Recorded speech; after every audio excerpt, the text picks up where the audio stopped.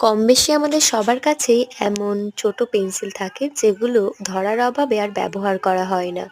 তাই ভাবলাম এগুলো দিয়ে কিছু একটা ঘর সাজানোর জিনিস বানানো যাক। So hello friends, welcome back to my channel. আজ আবারও চলে আসলাম একটা নতুন ভিডিও নিয়ে। প্রথমেই পেন্সিলগুলোকে কেটে নিয়েছি এবং একটা পেপারে আমার ইচ্ছা মতো একটা ছবি আঁকিয়ে নিয়েছি।